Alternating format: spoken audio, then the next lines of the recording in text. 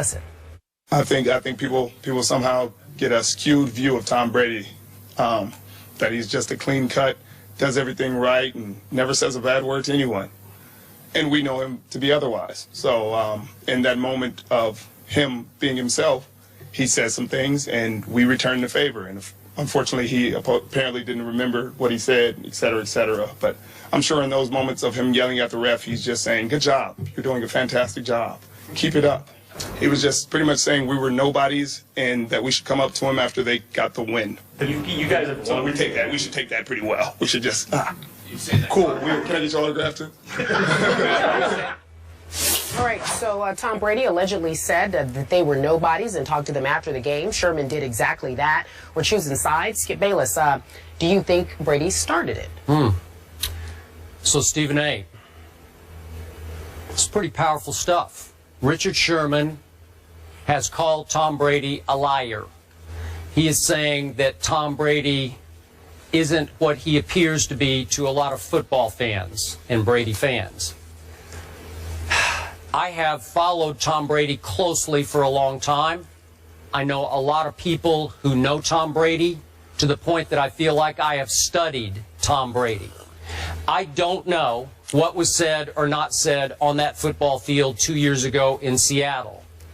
But I can tell you what Tom's history is, and it is that he responds in kind to trash talk. You know how I'm fond of calling him occasionally Psycho Tom? If you press his button, if you rile him up, he will go almost over the edge to fire back at you, verbally and with his arm. And sometimes he just goes a little crazy on the football field. His teammates love it because they feed off it, they thrive on it. So what he might say in response could be anything. So my gut feeling is, and I don't know, again, I wasn't there, but I'm going to guess that all the Seahawks, which has been their MO, their way, I'm going to guess they were chirping throughout this game. Just chirping, no big deal to them, just their usual talk. You can call it trash talk. You can talk it just game talk. It's the kind of talk they feed off each other. Talking. I just call it chirping. But at some point, I could see Tom Brady getting sick and tired of the chirping and calling them effectively a bunch of nobodies. As in, who the heck are you guys to be talking like that? I could see that for sure. So if that's what Richard's talking about, I'm good with that. I just don't think Tom Brady would start it. I don't think he would say, you're a bunch of nobodies, if Seattle didn't open its mouth first in some way, shape, or form. That has never been his history or his MO. That's just me. I could be wrong about that, but I am fascinated that Richard Sherman has called Tom Brady a liar ahead of playing against Tom Brady in a Super Bowl. Skip Bayless, allow me to take this to another level and just give you some insight into how some of these guys think and where I'm coming from. I'm on the record. I'm a fan of Richard Sherman's. I am not a fan of how he spoke to you last year. He and I had a discussion about that. He knows where I stand with that. You're my man, and I thought he was wrong. And by the way, I had absolutely no problem with how he spoke to me. I actually got a kick out of it. I did. I know. It was fun. I know you did. Yep. I know you did. But I did it. I did it for a different reason that I'll explain to you in the near future. But I let him know that. But that I like Richard Sherman, and I respect him. And I think that he is an incredibly valuable individual to the African-American community in this country. I see that, and I hear that. More so than most. Has the ability and the power to change lives for the better. Richard Sherman is a special brother. Got it. With that being said, the reason I bring that up, Skip, is because I want to clarify to you, he didn't call Tom Brady a liar. He's saying we lie about Tom Brady. That's the difference. Tom Brady didn't say something and project something and then go out and be a completely different individual. Tom Brady doesn't say much. We all know he's a high-end, ultra-competitive person. He's very cool, silky smooth off the field, and on the field, he's an animal. He goes for it, and he's a winner. That's what we know about Tom Brady. Tom Brady didn't deceive anybody. He never does. He just goes about his business. The manner in which he is projected to the masses is what Richard Sherman was alluding to. And that's on us. That's not on Tom Brady. So what he is saying is the Tom Brady that we see on the field is someone entirely different than you guys project to the masses. And what happens, and why is this relevant, Skip? Because it's something that the African-American athlete has religiously complained about, which I'm sure you know because you've been doing this for 40 plus years. You know this better than me. You have black professional athletes that religiously talked about over decades now how their white contemporaries are projected to the masses compared to how they're projected. Proof of this, Skip, Tom Brady will talk smack. Tom Brady will go after it. Tom Brady will compete. Blah, blah, blah, blah, blah. All of that's true. He's losing. He's got his head down because he talked, but that particular game he wasn't able to back it up because Seattle wins 24-23 last year, Skip. And what imagery do we get? How many still shots have you seen in the last 3 days alone of Richard Sherman, dreadlocks flying, his mouth open, in his face, looking like the black, non-humble, contentious, rebellious black dude that's in Tom Brady's face? If you are the masses of America, how are you absorbing that? You're absorbing it as Tom Brady being class personified, going home after a loss, and Richard Sherman in his face, lacking humility, being all cantankerous, and all of this other stuff, looking like somebody devoid of humility or anything like that. Well, but we omit all the talking that Tom Brady did that led up to that moment.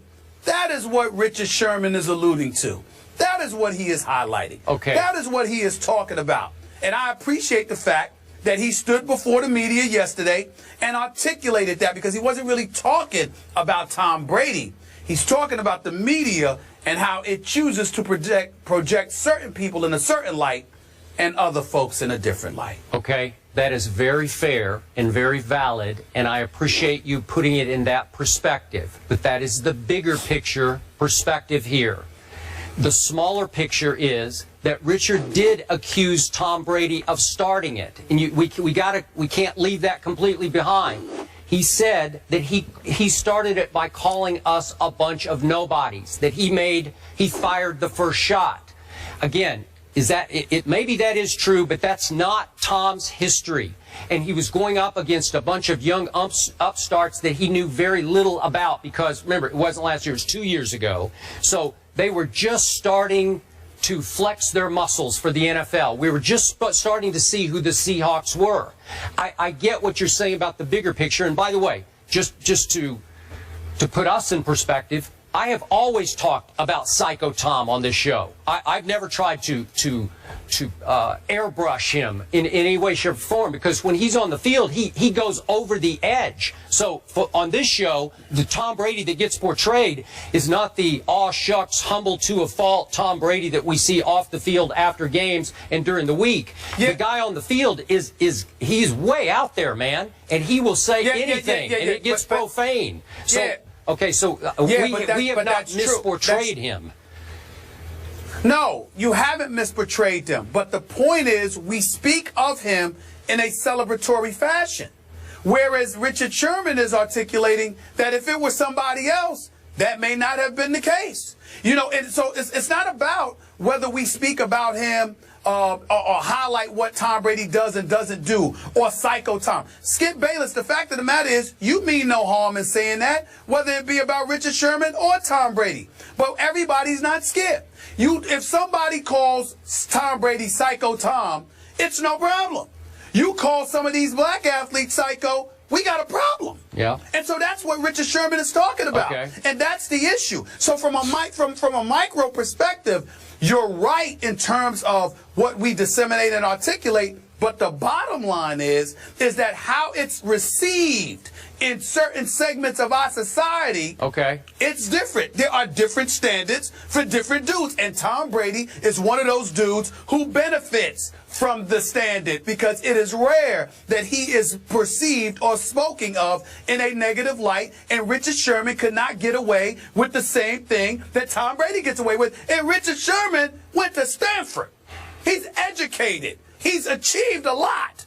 And he doesn't get the same privilege. That's the bottom line. I'd like to think that's changing, but it probably is the bottom line. It's changing. No. I would never say that.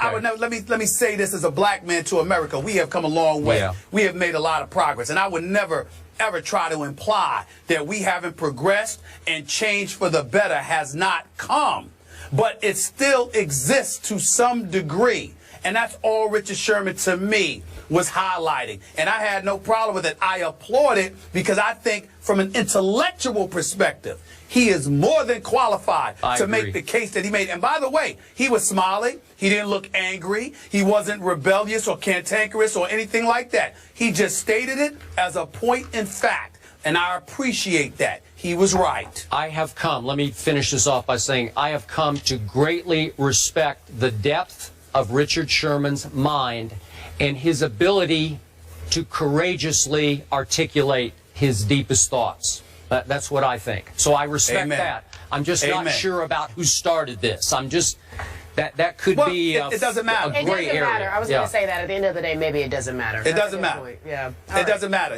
That wasn't his point. Yeah, I agree with that. All right, let's leave it there, gentlemen. Coming up after the break, Floyd Mayweather hasn't confirmed whether or not there will be a fight between him and Manny, but someone from his camp says, I'll tell you why there's a holdup on the big fight.